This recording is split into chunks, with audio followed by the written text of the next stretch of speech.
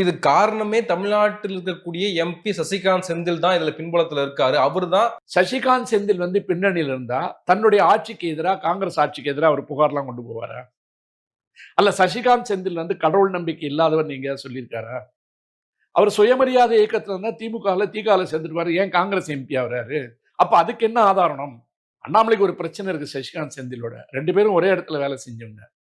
ஒன்னு ஐஏஎஸ், ஒன்னு ஐபிஎஸ். 2 பேரும் ஒரே காலகட்டத்தில் வந்து ராஜினாமா பண்ணவங்க. அடக்கமான பண்பாட்டோட அரசியல் பண்ணதால அவர் மக்கள் முன்னால் நின்று வென்று இன்னைக்கு வந்து மாநில மக்களவை உறுப்பினர் ஆயிட்டார். இது அடாவடி வெத்து வேட்டு வேலை பார்த்துட்டு இருந்தாலும் சொந்த கட்சியிலேருந்தே ஓரம் கட்டி போட்டு வெளியில உட்காந்துருக்காரு. அதுல எடப்பாடி ஜெயிச்சிட்டார். அதுல ஜெயிச்சது எடப்பாடி. அந்த ஆதங்கத்தில் வந்து சொல்ல அண்ணாமலை வந்து இதை சொல்லக்கூடாது. ஏன் நான் சொல்றேன்னு கேட்டீங்கன்னா ரொம்ப அன்போட சொல்றேன். ஒரு காவல்துறை அதிகாரி வந்துட்டு நீங்க வந்து ஒரு பேஸ்லெஸ்ட் கம்ப்ளைண்ட்னு சொல்ல முடியாது. விசாரணை நடந்துட்டு இருக்கு. காங்கிரஸ் சரியான இடத்துலன்னு சொல்லுங்க. அல்லது நீங்க வந்து சிபிஐ என்கொயரி கேளுங்க. கோர்ட்ல போய் உத்தரவு வாங்குங்க. சிபிஐ தான் உங்க பாக்கெட்ல இருக்குல்ல. சிபிஐ என்கொயரி கேளுங்க. Special investigation team is only appointed by the state government. CBI கேளுங்க. இதுல ரொம்ப முக்கியமானது என்னன்னு கேட்டீங்கன்னா, காங்கிரஸ் கட்சியா பாஜகவா அப்படிலாம் நான் சொல்ல வரல. இந்த மடங்களில் நடந்தது உண்மையா இல்லையா என்ற செய்தியை மக்களுக்கு நம்ம சொல்லணும். அப்படி நடக்கலன்னு சொல்லுகின்ற பொறுப்பை ஏற்றுக்கொண்டு பாரதிய ஜனதா கட்சி இதை நிரூபிக்குமானால் காங்கிரஸ் களங்கப்படட்டும். நமக்கு என்ன பிரச்சனை தமிழ்நாட்டில்? இல்ல புகார் கொடுத்த புகார்தாரர் வந்து கைது செய்யப்படுறாரு. இன்னொரு சுஜாதா பட் வந்து அவங்க திடீர்னு பிறல் சாட்சியா மாறுறாங்க.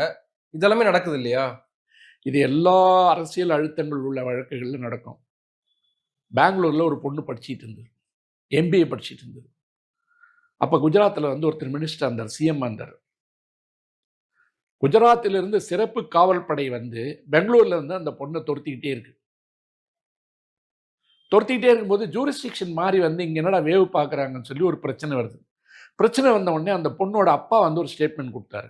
எங்க பொண்ணு வேற மாநிலத்தில் படிக்குதுன்றதுக்காக நாங்க வந்து மாநில அரசை கேட்டுக்கிட்டோம், அவங்க தான் பாதுகாப்பு கொடுத்தாங்கன்னு சொன்னார் அந்த பொண்ணோட அப்பா. இதோட நிறுத்திப்பாங்க.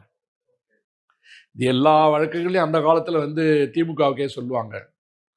சிதம்பரத்தில் வந்து உதயகுமார் கொலை வழக்கில் வந்து அப்பாவே வந்து என் பையன் இல்லைன்னு சொல்லிட்டாருன்னு சொல்லுவாங்க. இதனுடைய ட்ரேஸ் எடுத்திங்கன்னா இதுக்கு எல்லாமே பெரிய பெரிய ஹிஸ்ட்ரி இருக்கும். நீங்கள் குற்றம் சாட்டும் போது நல்லா இருக்காது, திமுக பற்றி சொல்லும்போது இனிச்சது இல்லை.